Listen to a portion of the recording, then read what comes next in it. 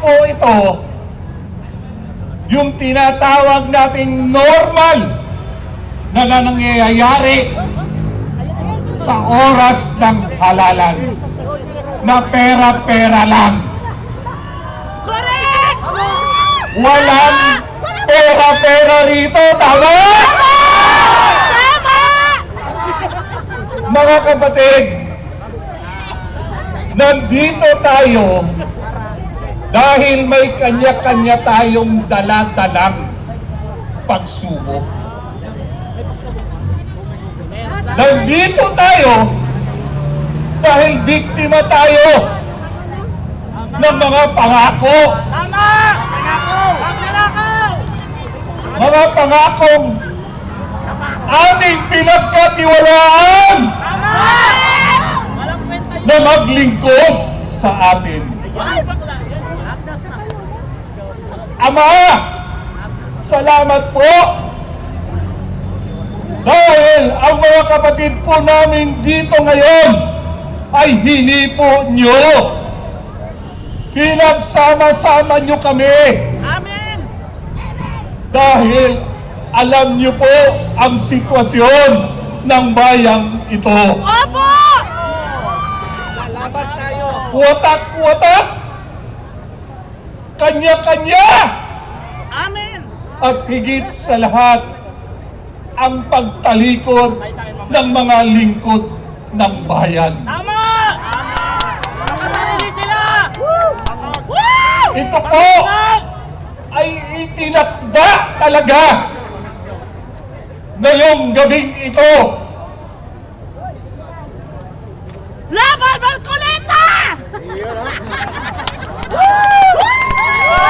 Hindi po kakayanin ni Senador Marcoleta ang labang ito dahil napakalubha ng kalagayan ng bayan natin.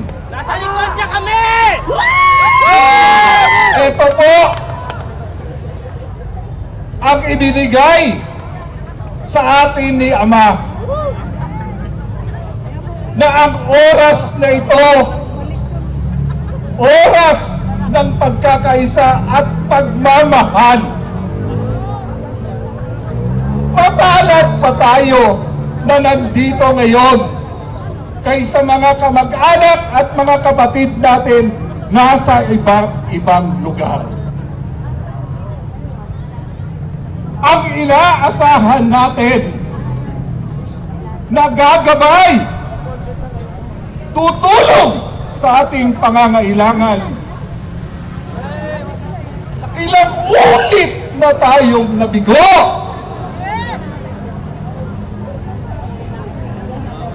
Hindi ho pahuli na itama natin ang ating pagkakamali. Tama! Ang pagkakamaling ito, tayo ngayon ang nagbabayad at nagsasakripisyo. Pero higit na masasaktan ang mga anak natin at ang mga susunod na henerasyon. Kayo ho ba naniniwala na kaya nandito kayo dahil may misyon ibinigay sa inyo ang Ama natin? Yes! Naniniwala ho ba kayo roon? Tama! Naniniwala! Ang pagbabago hindi kaya ng isang tao lang. Sa kamay natin ang pagbabago. Ikaw! Kayo! Ako!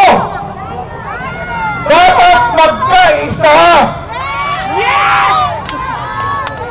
Binigyan na tayo ng Ama ng taong mapagkakatiwalaan. Marcoleta! Pero napakadaming demonyo! Romualdez! Romualdez! na ginagamit ang salapi ng bayan. Romualdez ka! Demonyo! Ang salapi ng bayang iyan, tayong lahat ay nagbibigay ng pondo sa bayang ito. Correct!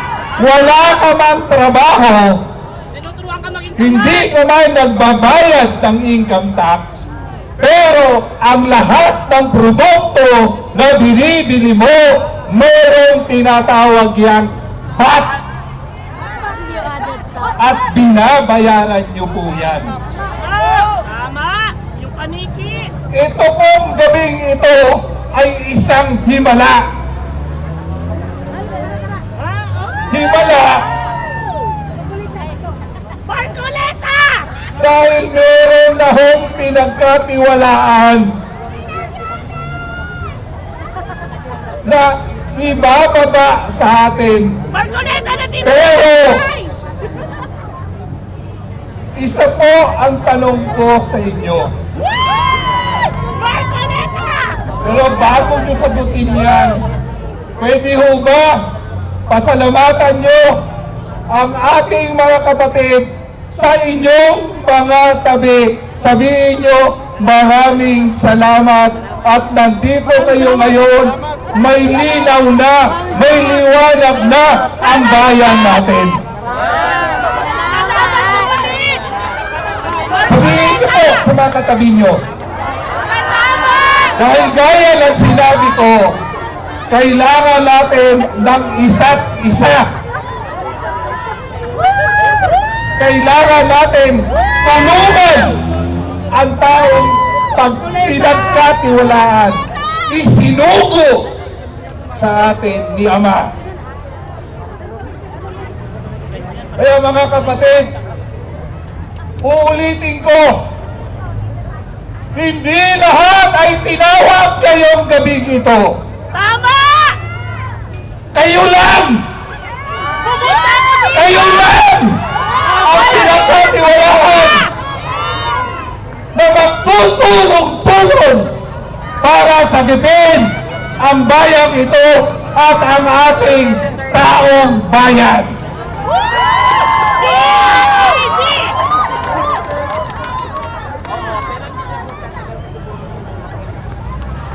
Yung ating pagkakamali noon, itatama na natin ngayon. Tama! Tama! Hindi na kami nagpapabudol pa! Walang totoong 20 kilo bigas! Kahit hindi kami bigyan ng pera ng bayan, May pera kami! lalaban na kami para sa kinabukasan ng mahal namin sa buhay. Kung pera lang, may pera kami! Kahit na walang ayuda sa biliate,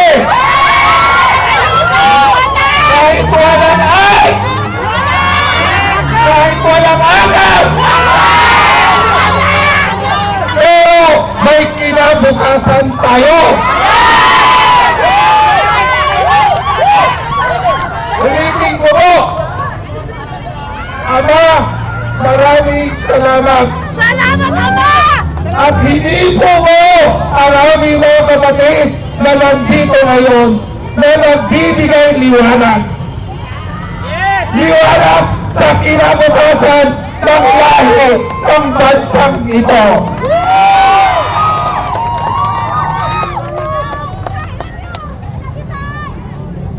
Willing ba kayong magsakripisyo? Lalaban kami! Willing ba kayo Marcoleta! na magtiis sa tukso na mga salapi? Hindi! Hindi! Kape ng pera, huwag sila iboto! Kaya po, Pera ng bayan yun! mapalad po tayo ngayon. Dahil tayo ho ang magsisimula ng pagbabago. Naniniwala ho ba kayo na tayo ang magsisimula ng pagbabago ng bayang ito? Kung meron man na At impeachment ni VP huwag ho tayong mag-alala. tuloy-tuloy yung pamimigay niya ng May sinugo na. Huwag natin sila iboto. May pinili na. Mga buhaya, zero! May integridad kredibilidad, May prinsipyo! may tamang, may puso. May pangako! Hindi man artista, totoong tao na maglilingkod sa mga bayan na nangangailangan ng tulong ng gobyerno. Uhaw daw. Tama, uhaw tayo sa kalinga at pagmamahal ng taong ating pinagkatiwalaan. Biyaya ho, kasama natin si Ama, binigyan tayo ng magandang panahon kayo. Yan po ay isang hudyat. Hudyat ng pagbabago.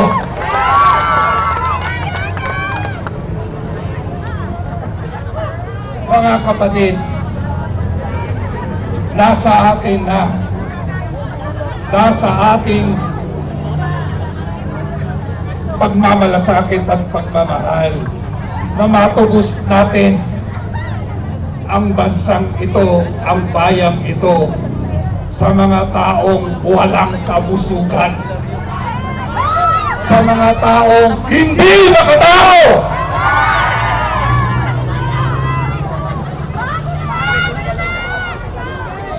Simula po sa gabing ito,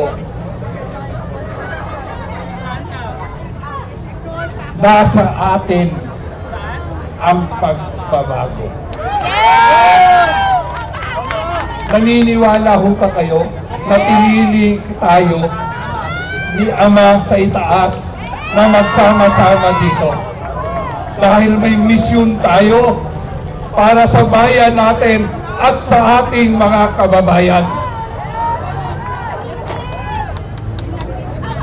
Tulungan po natin ang taong wala na hong iba o hindi ang ating Senador Rodante Marcoleta.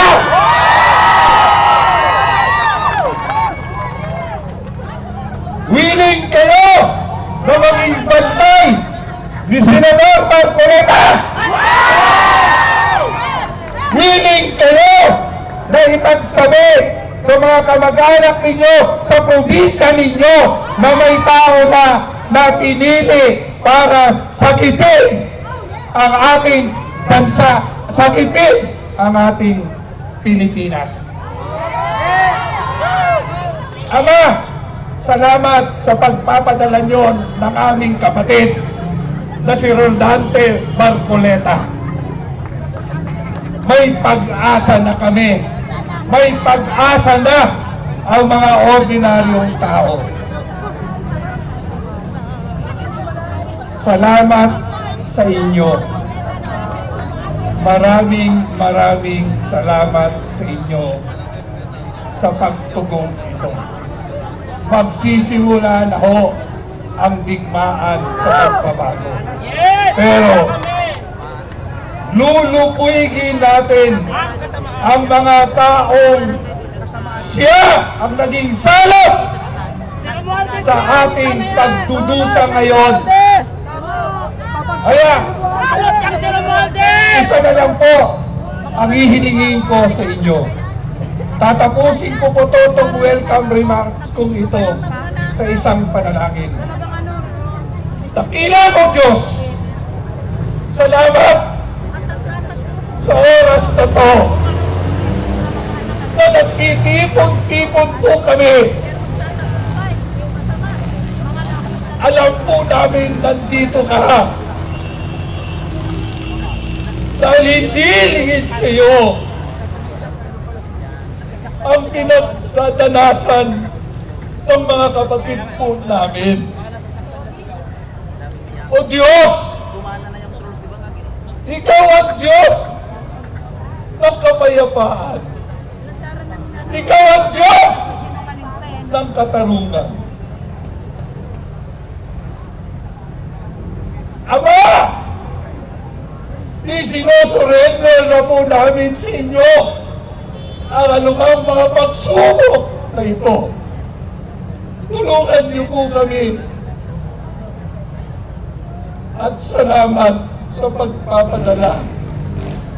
Dahil may pag-asa na po kami sa aming kapatid na si Rodante Marcoleta.